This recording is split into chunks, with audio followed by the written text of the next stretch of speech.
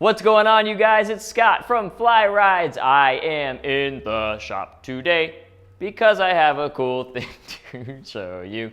You guys, I finally got to try out the Bosch Smartphone Hub on an actual ride, on an actual bike. The Bosch Smartphone Hub is one of the pieces of tech that I have been most excited about for 2020. It is an updated version of the Cobi integrated bike system that only a couple of bikes, at least I only ever saw it on a couple bikes, carried in the last few years. And Bosch has bought out that company and upgraded it, and I am going to show you how it works today. A lot of people have been talking about this, and they've been doing walkthroughs and stuff like this, and here's what the Bosch Smartphone Hub looks like. In fact, I did one of those videos of myself, and you can go watch it if you want. So I'm only mocking me, not any of you other guys making e-bike videos out there. A little bit. Everything changes today. You are going to get to see how this system works in real time as I GoPro myself on my entire commute. I was pretty impressed by it, but I'll let you guys make your own judgments. Hey, if you're excited about this video and my content in general, go ahead and give that a like. I'm not asking you for anything else, just press that like button. If you want to see more Bosch related content, of course, go subscribe to my channel, press the bell so you know when my videos come out. And if you want more of my dumb jokes, give me a call or subscribe to this channel. Okay, let's go check out the Bosch Smartphone Hub.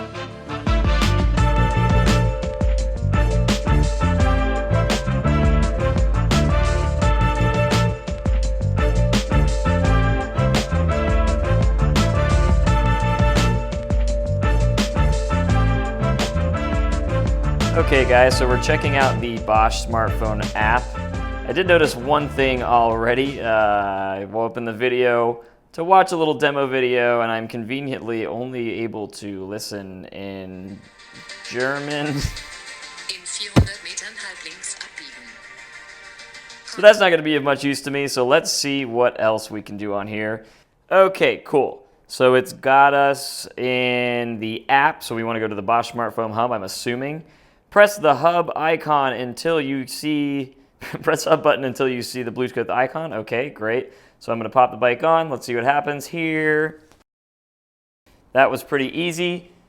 So we've got the Bluetooth icon going.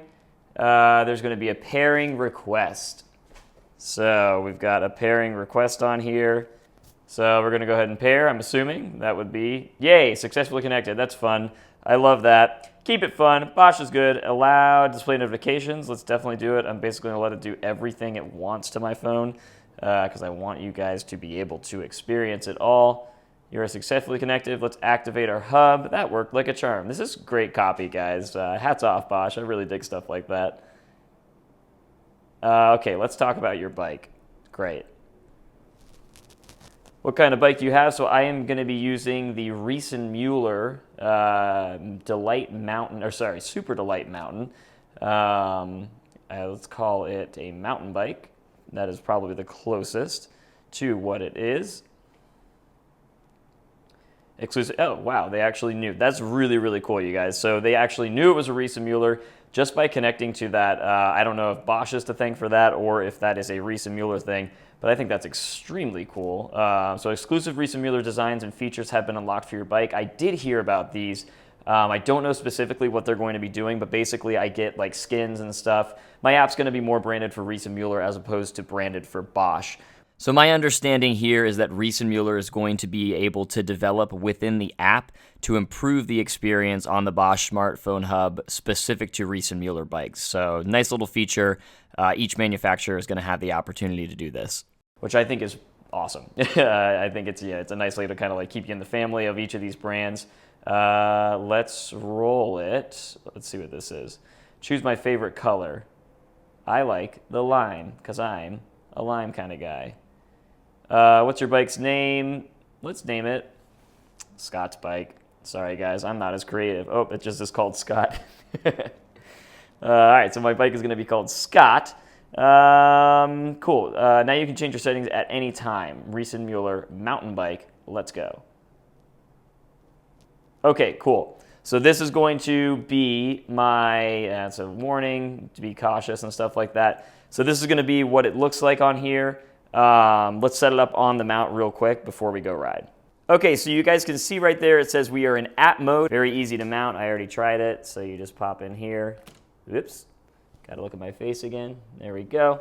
Cool, and it is ready to ride as we see. So I've got my weather in there. It's actually, that is correct. So US 101, I wonder what that means. It was my location. Google Maps frequently thinks I'm standing on the 101 when I'm in my apartment, so no big surprise there.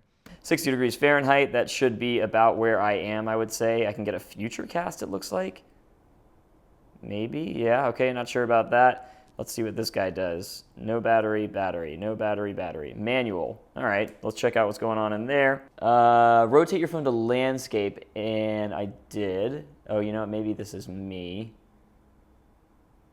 Oh, this is going to be all the instructions. So basically, this is everything it's going to do. I'm not going to bore you guys with figuring all these out. I'm going to take a break real quick and read them, and then I will be back to you.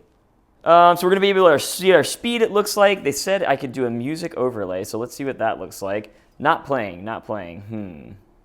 Let's see. Play. Okay, so maybe I need to connect that with my Spotify or something like that. We'll get back to you on that. So you'll see this later in the video. It does connect to Spotify if you start Spotify from outside of the app. I don't know if there's a way to make it the default music streamer. The default one on the iPhone, though, was Apple Music. If I long press down here, it's going to go ahead and show me a power dashboard, it looks like. Pretty cool. Press and hold to get back to your dashboard, but let's see what's going on in here. Heart rate. So I can check my heart rate. I will see if it connects with my monitor. I'm going to check that out for you guys. All right, yep, this is where I'm located. I might blur this because this is actually where I live. Don't dox me. We got 2D. Let's see if we can go to 3D here. That's probably the setting I would prefer. Let's go ahead and do a planned route. So I want to head to work, which is 5562 Hollywood Boulevard. That's interesting. So I'm not sure what's going on with that. I can go into dealers. Oh, read some dealers nearby. That's interesting. No dealers found within 20 kilometers. That is incorrect because we are a Reese and Mueller dealer. Okay, LA Fly Rides would be, let's just type in LA Fly Rides. Let's try that. So it did seem to work just typing in names of businesses. I would like to see it updated, or maybe I was just doing it incorrectly, that you can also do addresses if it's an address that you just happen to know. But it does make sense that the names of the businesses or the names of where you're going would be the priority, because that's what most people are going to be typing. So again, here we want to go to 5562 Hollywood Boulevard. 7.5 miles is not the shortest, so we are going to say, figure out if I can redirect them here. Quietest is 8.9 miles. Shortest is that. So that's correct. That is going to be the shortest route. It's not the safest route, but it is the route that I take because it is 2.5 miles shorter than the other routes. So that's going to be the route I take. So if I select this route, cool. It's just going to give me some really good turn-by-turn directions. So we'll go back. I'll show you guys that when we feature it, or when we actually got out for the ride. Okay, you guys, so I was just messing around a little further. Here's something cool. So I was checking out there's maps. So basically I can get in here, go into offline maps. Basically I'm going to North America. I am in the United States. And they have California. Bada bing. Download Los Angeles. Let's see how long it takes here. Super fast it looks like so far. Cool. So we are in, and Los Angeles is ready to go. Another cool thing that I found in here was external sensors. We can add a new heart rate sensor, so you can look at your heart rate sensors. Oh, is this my Cobi watch? That would be cool as hell. We got a cadence sensor. So that is, give me 2 seconds, guys. Hell yes. So this is my GPS watch that I use for heart rate monitoring, which means I should easily be able to I like have chills right now. That's so cool. So we're going to go ahead and pair with my Coros watch, and then I'll be able to track my heart rate on every ride, which for me is fantastic. Allow Coros to display. Absolutely, you can do that. So that means that I can now track my heart rate. Bosch said that it would work with most heart rate monitors. I was concerned. Coros is pretty new to the game in that regard, so I was kind of concerned that that wouldn't be the case, but it looks like I absolutely can, which I think is fantastic. I like 10 out of 10. That makes me so happy. Okay, so all I have to do though is go into here, bike, I start my ride. It's gonna wait until I get my heart rate going. when it sees it, and then it pops up on the app as well. 73 heartbeats you can see up in the corner there. So cool. This is awesome. I love this. I'll be able to keep an eye on it.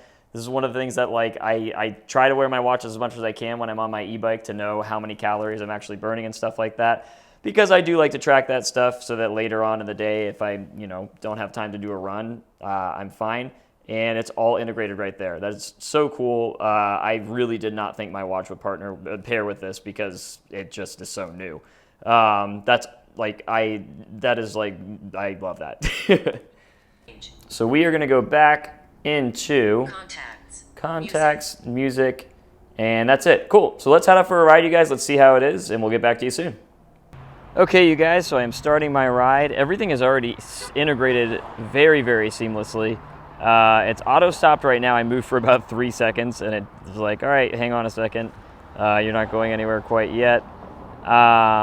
And I'm waiting for my BPM to be showing up here. All right, there it was. They did it at the exact same time. This popped up, and then this popped up.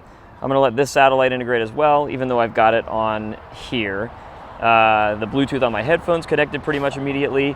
I'm connected right by charging, so I'm going to see how much I'm charged by the time I get there. I'm currently at 92%, so let's see where it's at by then.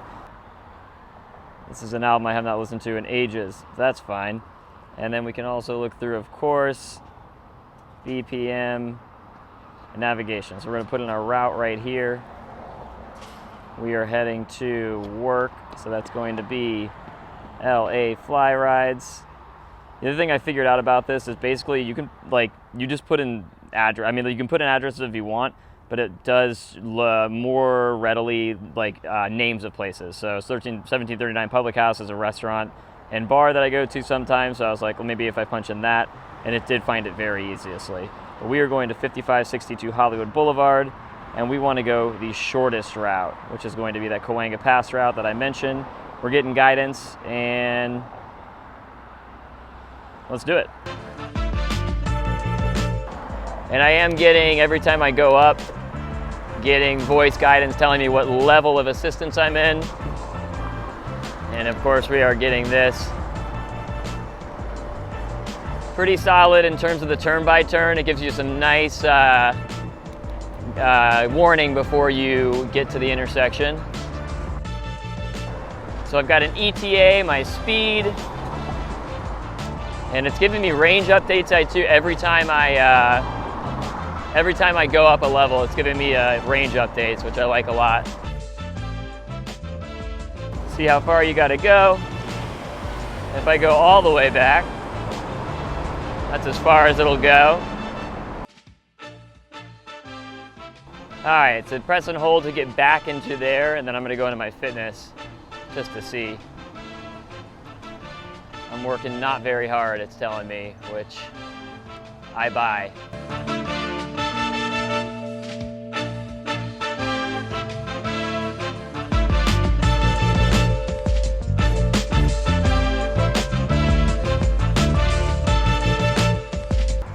I'm interested to see how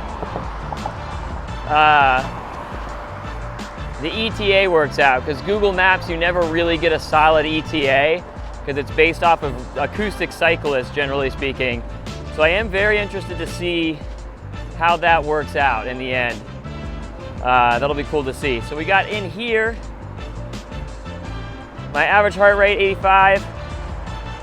They have, wow. So they have my cadence, I guess there's a cadence sensor within here. So they can just tell me my cadence. I don't even need any sort of power wattage. Let's see here. Let me see what that was again. So that is my wattage I'm putting out.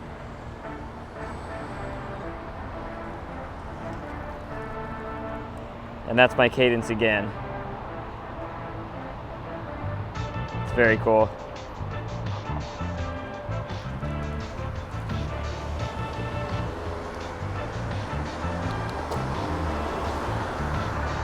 I'm in zone pumping, or I was. Now I'm in pushing. So this is showing me my wattage, which is super, super cool. I'd love to do a side-by-side on with a set wattage meter as well, just to see.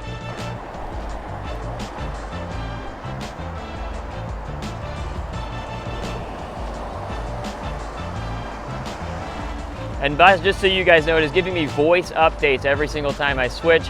It doesn't do it while I'm outside, I don't think. Let's see, yeah. So if I'm outside of a given area of the app, it's not giving me voice updates, which is nice. You don't want every voice update ever. But like if you pop into within like this, it's gonna tell me how much effort I'm putting out, how much wattage I'm putting in. Very, very cool feature.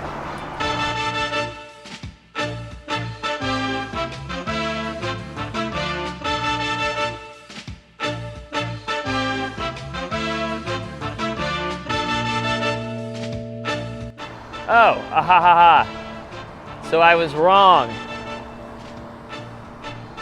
It does connect with Spotify. It's showing me which song I'm in. I am so happy about that. Kevin Gates, this ride brought to you by Kevin Gates. That makes me so happy. So it does connect with Spotify, you guys. Awesome. Let's see if I can switch tracks. Yep. Fantastic. Oh, that makes me so happy.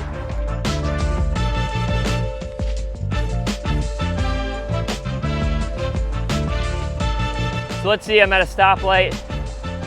If it's the same thing that happens, will it take me to Spotify? Yep. That's great. Takes me right to Spotify, just like it did with the other. So really easy to get into Spotify. It's the same way it works with Apple Music, actually, so there's no difference there at all.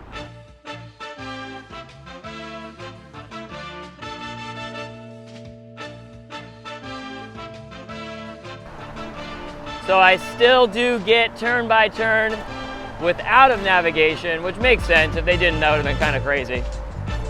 Oh, yeah, I'm taking a different route. Let's see what happens, because I'm taking a different route than it's telling me to take. Yep, updates really well. So it does look like it will always default to cycle lanes. 100% of the time it seems to be. I know I usually take Hollywood Boulevard. It's trying to divert me onto Yucca Street, which I probably will take because it is nicer to cycle on.